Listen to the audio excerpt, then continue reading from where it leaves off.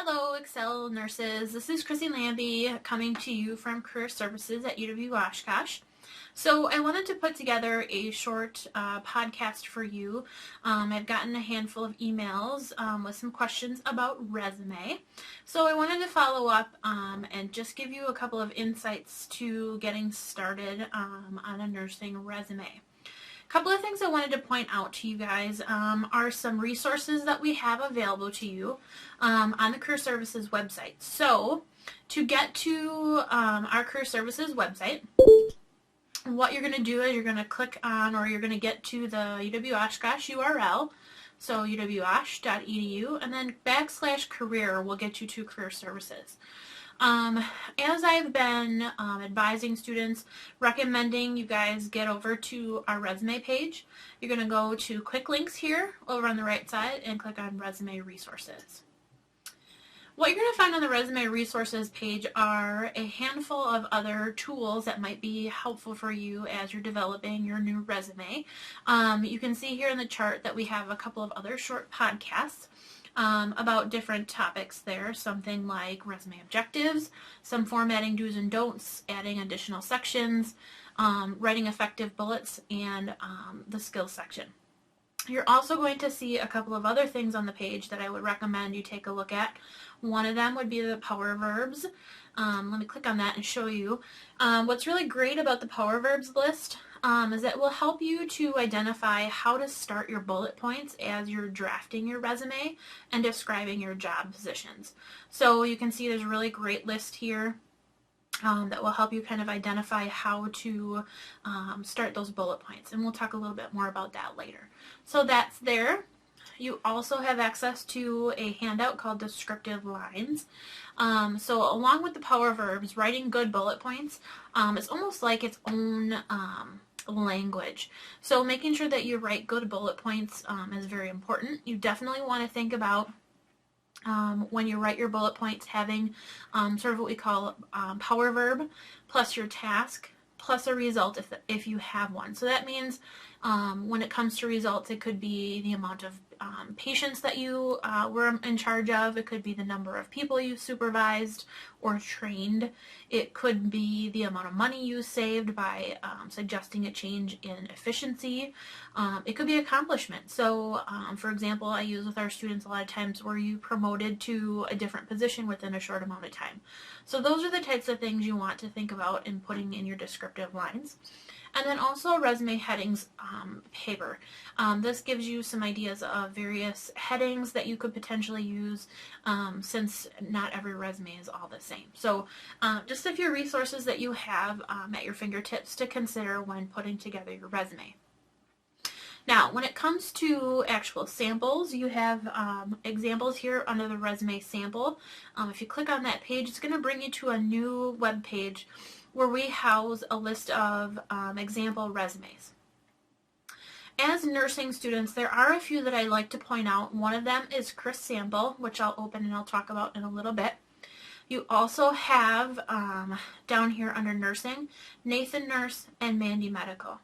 Now, I'll also talk about those in a second, and we'll open those and go through them as well. But one thing I want to recommend to you as accelerated nursing students is to really consider, I don't want to say scrap the old resume, but I really encourage you to start over, start fresh.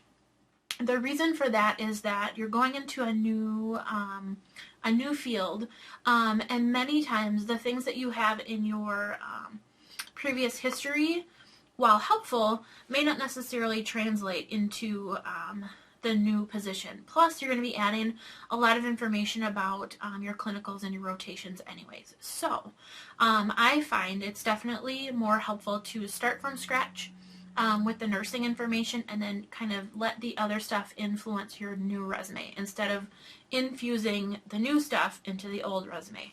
So, just a note of caution there as you're starting a new resume. Definitely consider starting fresh when it comes to the resume. All right, let me kind of take you back over to look at Chris Sample here.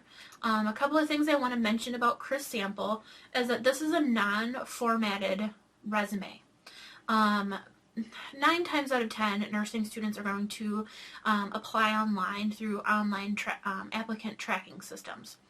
And so what we like about the CRIS sample example is that non-formatted allows you to just list all of the information that you have in terms of your work history, nursing experience, honors, activities, any of those things that you have on your resume, just not formatted. The reason for this is it allows you to copy certain pieces and then just paste them into your online applications. So I'm sure many of you have kind of run into this in the past where you might copy and paste into those applications and the formatting kind of sticks, and then you spend your time trying to fix all the formatting and making sure everything kind of lines up. So we don't want you to waste your time doing those types of things, so we definitely recommend having 2 versions: your formatted version that you're going to send out, and then the non-formatted version that you would use to fill out your online applications. Something that we don't have on this resume that I would recommend also is, as you are filling out those online applications, if there are typical things that you are seeing that you want to put on this resume, for example, here a good example would be driver's license. I never remember my driver's license number, but sometimes it's required or asked for in the application. So I might somewhere in this application just write down driver's license, because then I can copy and paste it right into that application system without having to get up, go find my wallet every time. So if you're finding typical things, it might be helpful to add those to this particular example, because you're not going to use it for anything but the online application system anyway. So just wanted to kind of give some insight to the CRIS sample example and what you could use it for. All right, let's take a look at, I believe Nathan Nurse is our more seasoned nurse. So we can take a look at this particular example because it might be most relevant to those of you who are in the program, the accelerated program. So as you can see, you're going to see Nathan Nurse. He does have his certifications on here, which is fine, so you can add those as you get them. This particular example also shows that he has a portfolio, which I could talk about in another podcast. We can talk about portfolio, but it's sometimes nice to add in your header either a link to your portfolio, a link to your LinkedIn profile, something like that, where it gives an opportunity for the employer to see a little bit more of information about you as a candidate. Address, contact information, email address, all of that good stuff needs to be in that header. Alright, education section, definitely a must as you guys are developing your resume. So most of you already have a degree, so you're going to want to list in reverse chronological, so your UW Oshkosh information and then the university that you came from and the degree that you got there. This particular example showcases certifications and skills. So if you have your licensures, you could certainly put your licensures here. You could just change the header. What you could put here, licensures, certifications, any of those advanced skills that you want those employers to consider. A skills section is something I like to recommend to students that I work with, and here's why. The skills section really gives you an opportunity to really appeal to the recruiter in terms of the position that you are applying for.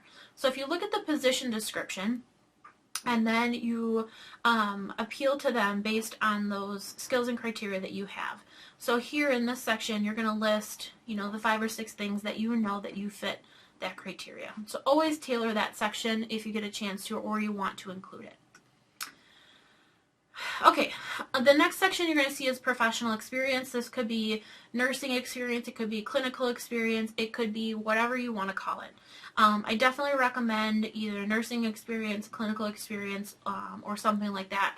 And then you're going to list the descriptions of the locations or the rotations that you did your experiences in. So certainly list those, again, reverse chronological. You're going to see they stick with the same format in terms of how they list their positions. So the name of the hospital, company, organization, location, their title or the departments that they worked in, and then the length of time that they worked at those. I do get questions about whether or not you should include your preceptors or supervisors. You do not need to do that in the resume at this point. Then underneath each position or description, you're going to list a few of the things that you did, duties, responsibilities, skills that you gained, and you want to list them, like I mentioned before, with a power verb, your task, and then result if possible. You also want to make sure that you vary your descriptions. You don't want to make sure, or you do want to make sure that each one is a little bit different.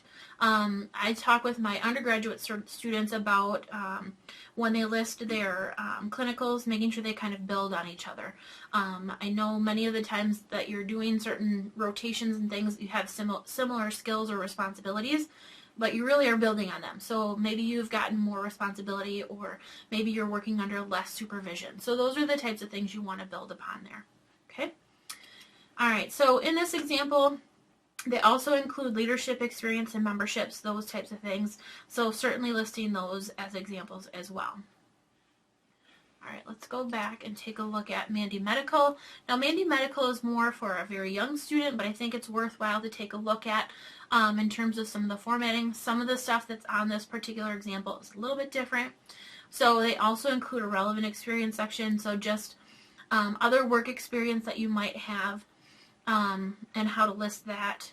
Volunteers, they have some honors listed here. So some variations to that particular example. Now, you're also going to see on this particular website a variety of other resumes. You certainly can take a look at some of those. Ian International has some examples of how to list study abroad, if you have language skills, if you are utilizing your language skills within a job, those types of things. So there's some examples there as well. A couple of other things to kind of think about when it comes to a resume. You definitely want to make sure that you keep it to 2 pages and no more. If you have more, it might be worthwhile to create a portfolio and include some of that information there, where if an employer or recruiter wanted to see more information, they certainly could. So just a few things I wanted to share about a resume and getting things started. If you are interested in having me review your resume, feel free to email me at lambiec, LAMBIEC, at uwosh.edu, or call Career Services at 424-2181, and they can schedule an appointment for you. And the area code for that is 920. So 920-424-2181. And we can get a chance to schedule either an appointment over the phone or even via Skype if you want to talk in person. So thanks for listening. Let me know if you have any other questions.